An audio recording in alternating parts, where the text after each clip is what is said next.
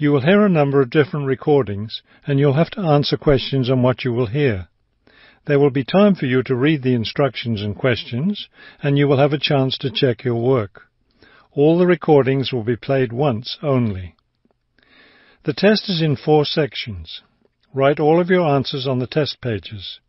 At the end of the test, you will be given 10 minutes to transfer your answers to an answer sheet. Now turn to Section 1 on page 5.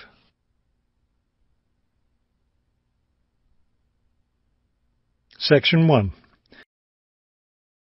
You will hear a man asking for information about language classes over the phone.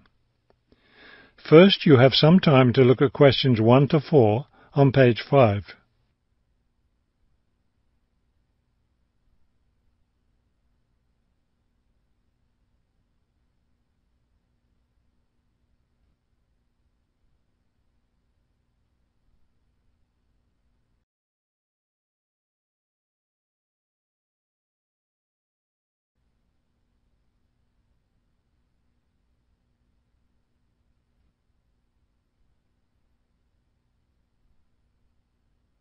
You will see that there is an example that has been done for you.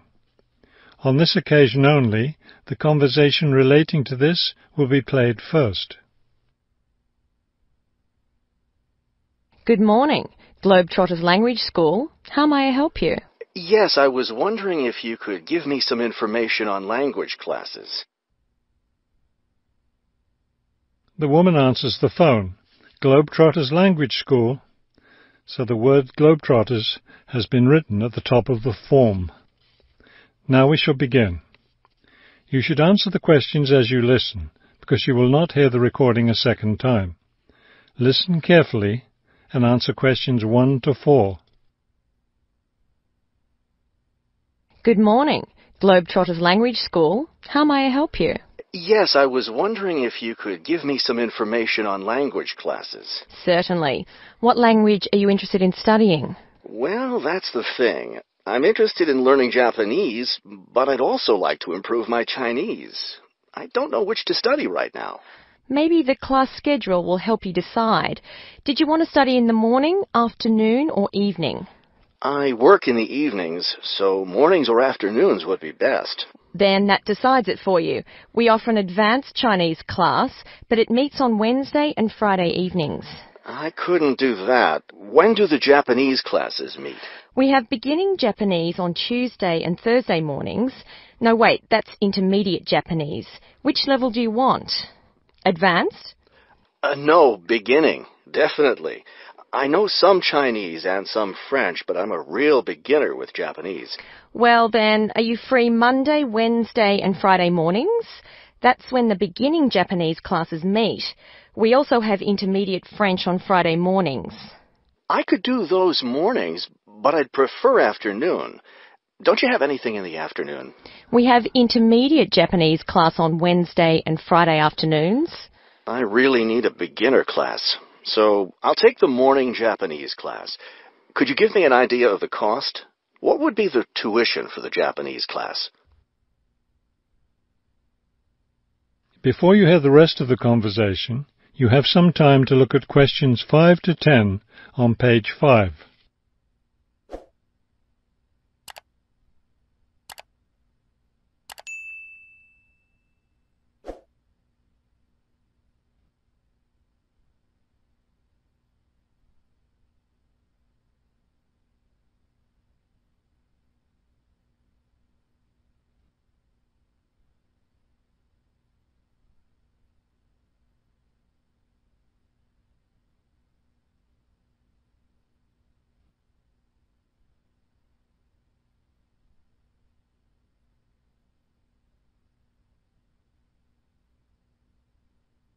Now listen and answer questions 5 to 10. The beginning level classes meet 3 times a week, so they cost a bit more than the other levels. For a 6-week course, the cost would be $575. That's a bit steep. If it's hard for you to pay that much, you could sign up for just 4 weeks of class and pay $410, or you could pay for 1 week at a time at $125 a week. That comes out to be much more expensive once you add up all the weeks. That's true. You can save money by registering for 2 levels together. For example, pay for your beginning and intermediate classes now, and you'll get 12 weeks of class for just $1,050. That's not a bad deal, but I can't come up with that much money at once. I'll just pay for the 6-week course. Fine. That class begins next week, so you need to register right away. Can't I register over the phone? No, I'm sorry. We don't take phone registrations. What you'll need to do is visit the school office today or tomorrow. Bring a cheque for the tuition and a photo ID. Is that all? Yes, we'll give you a registration form to complete, or you can save time by visiting our website and downloading the form there. Complete it and bring it into the office with your cheque. Great. I'll stop by this afternoon. Fine. When you arrive, ask for Mr. Lindsay. He's in charge of student registration. I'm sorry, Mr. Who? Mr. Lindsay, spelled Lindsay. Thank you for your help. Thank you. We'll look forward to seeing you in class. That is the end.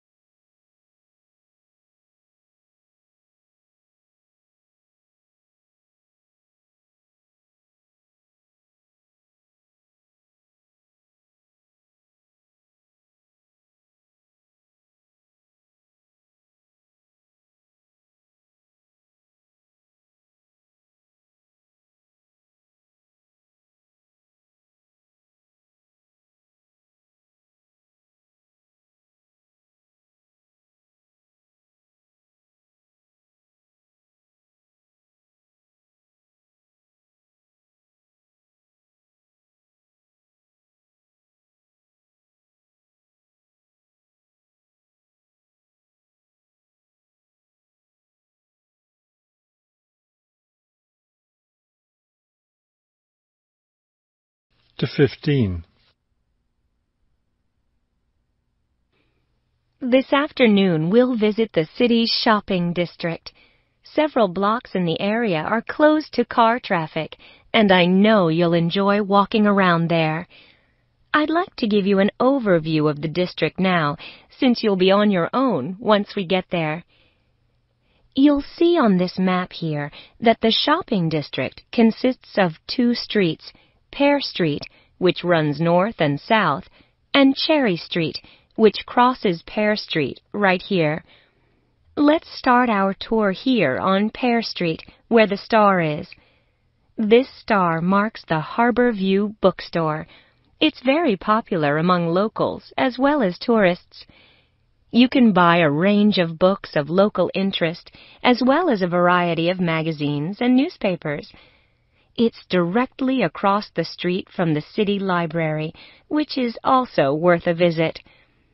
It's in one of the oldest buildings in the city and contains, among other things, an interesting collection of rare books. Now, moving up Pear from the bookstore toward Cherry, the next building on the left is the Pear Cafe. You'll notice it's right on the corner of Pear and Cherry Streets. It's a great place to relax while enjoying a delicious cup of coffee or tea. You can talk with friends or read quietly. They have a variety of books and magazines available. From the windows of the cafe, you can look right across Cherry Street for a lovely view of city gardens. It's a rather small garden, but it contains a variety of exotic plants and flowers. Let's leave the cafe and cross Pear Street. On the opposite corner, we're at Caldwell's clothing store, which you might also want to visit. They sell both men's and women's fashions from countries around the world. Continuing down Cherry Street, The next building on the right, after Caldwell's, is the souvenir shop. Stop in here to get maps and books about the local area, as well as T-shirts and postcards with pictures of the city. Now, we cross Cherry Street and we're at the Art Gallery, one building down from the corner. Here you can see, and of course purchase, many fine paintings and sculptures by local artists.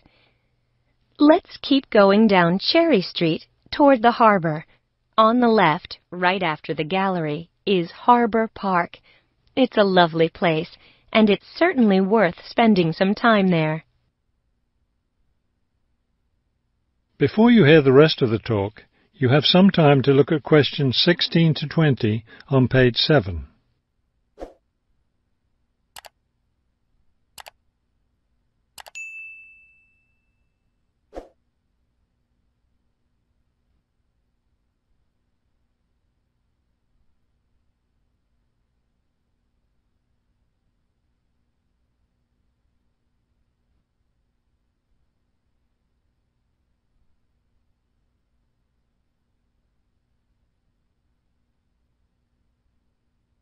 Now listen and answer questions 16 to 20. Harbor Park was built on land donated to the city by Captain Jones, a lifelong resident of this city. Captain Jones designed the park himself, and it was built in 1876. Exactly in the center of the park, a statue of Captain Jones was erected, and it's still standing there today. It shows Captain Jones on the bow of his ship. After viewing the statue, you can follow the path that goes through the woods just behind. It will lead you to a lovely garden, in the middle of which is a fountain. This is a nice place to enjoy a few quiet moments. If you still feel like walking, continue on to the far end of the garden. There, you'll find a wooden staircase, which will take you down to the harbor. You might enjoy the view of the boats from there. There's also a walking path along the water, which will eventually bring you back up to Cherry Street. You can see that there's plenty to do in this part of the city. The bus leaves at 1:30. That is the end of section 2. You now have half a minute to check your answers.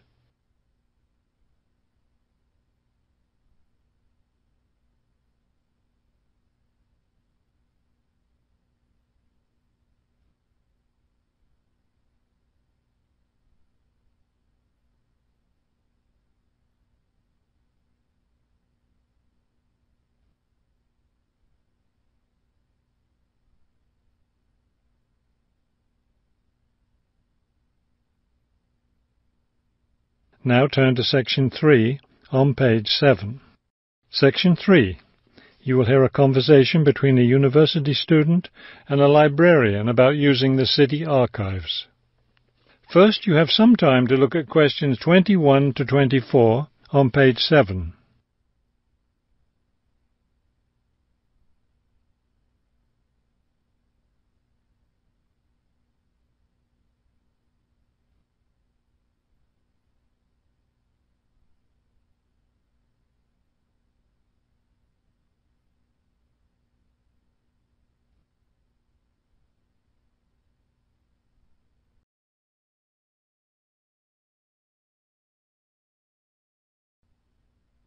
As you listen to the first part of the conversation, answer questions 21 to 24. Hello. I was wondering if you could give me some information about using the archives? I'd be happy to. Are you a resident of the city? Actually, I live just outside the city, but I study at the university downtown. That's fine. All you need to do is show your university identification card, and you can use the archives at no charge, as long as your ID card is current, of course. Yes, it's valid. So I don't have to pay anything? No, city residents pay an annual fee, but students can use the archives for free. Everyone else needs to get special permission from the director. but that doesn't apply to you, of course. Oh, good. I was also wondering about the schedule. I have classes every day, Monday through Friday, and I also have a part-time job, so I could really only use the archives on weekends. That's not a problem at all. We're open all weekend. Actually, the only day we're closed is Monday, so you can come any day, Tuesday through Sunday. Are you open in the evenings? Yes, we're open from 9:30 in the morning until 8:30 in the evening. That will fit my schedule well. Before you hear the rest of the conversation, you have some time to look at questions 25 to 30 on page 8.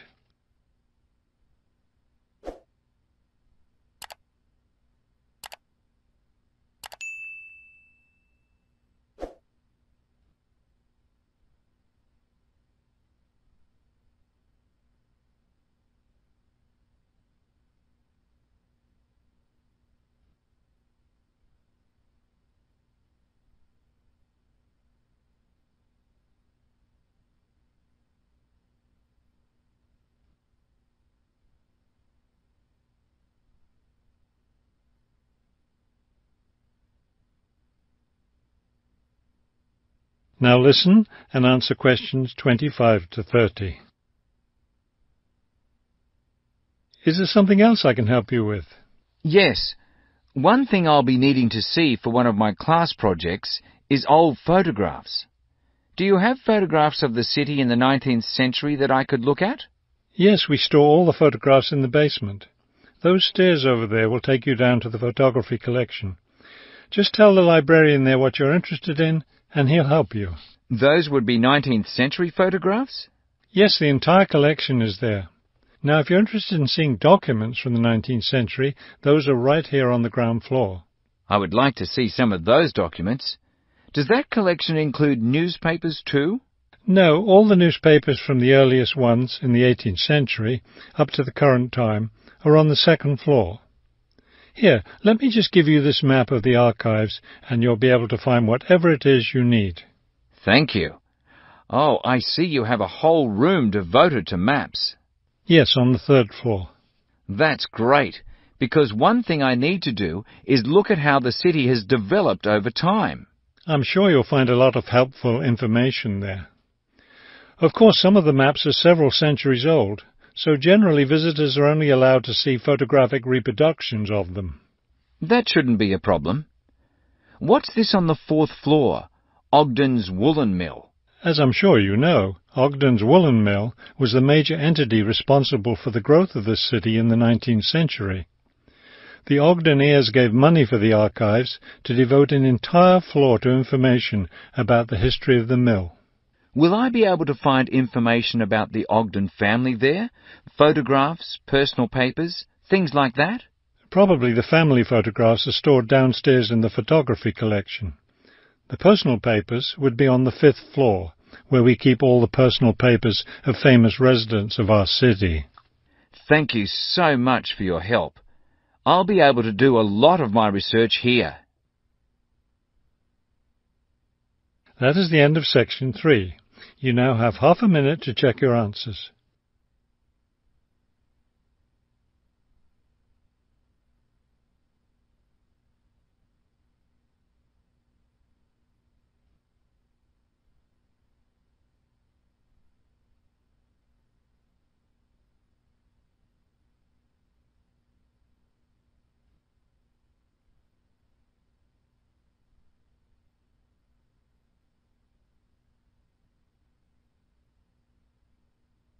Now turn to section 4 on page 8. Section 4. You will hear a lecture about wind energy. First, you have some time to look at questions 31 to 33 on page 8.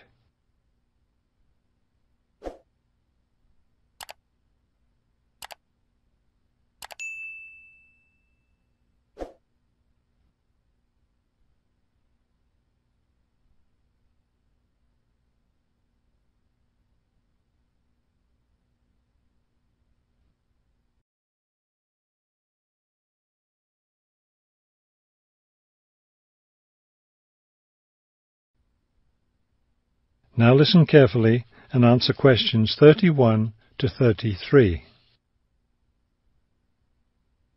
With the rising cost of fossil fuels, there's a great deal of interest these days in developing alternative sources of energy. Today, I'd like to talk about one of these: wind power. In the past couple of decades, there's been an upsurge of interest in using the wind as a source of energy, but the idea isn't new at all. People have been harnessing the power of the wind for centuries, ever since ancient peoples first used sailboats. In ancient China, farmers used a rudimentary sort of windmill to pump water. Wind power was used in other parts of the ancient world as well. In Persia, for example, farmers used wind-powered mills to grind their grain. During the Middle Ages, in the Netherlands, people went back to the ancient idea of using the power of the wind to move water. They used windmills to drain lakes, thereby creating more land for farming. Before you hear the rest of the talk, you have some time to look at questions 34 to 40 on page 9.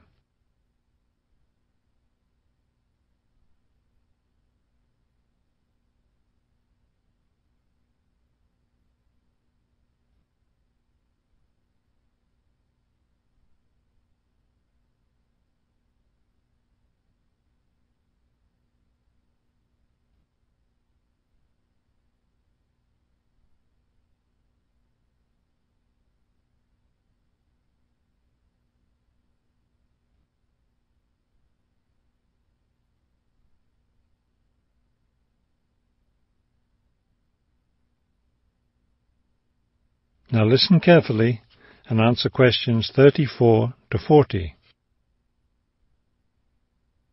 At present, people around the world are using the wind to generate electricity, some old methods, some new. Is this the solution to our modern energy problems?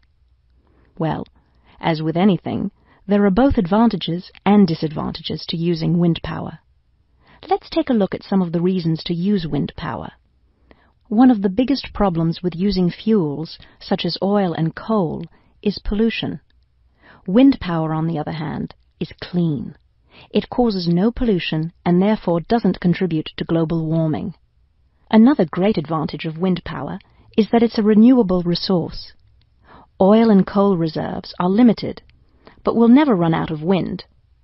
Economics is another reason to use wind power.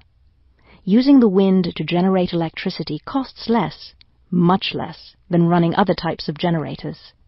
In addition, since wind turbines don't take up much land, the land around them can be used for other purposes, such as farming.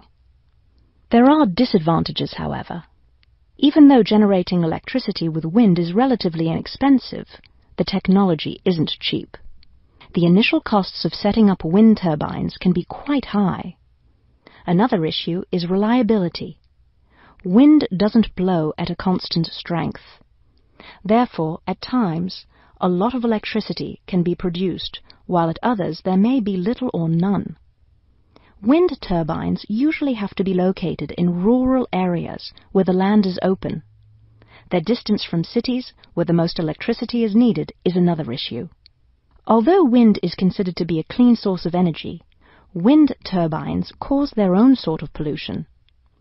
Wind turbines are usually placed in high, open areas where they're easy to be seen.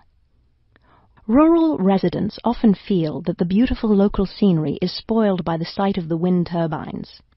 In addition, wind turbines aren't quiet. In fact, one wind turbine can produce as much noise as a car traveling at highway speeds. That is the end of section 4. You now have half a minute to check your answers.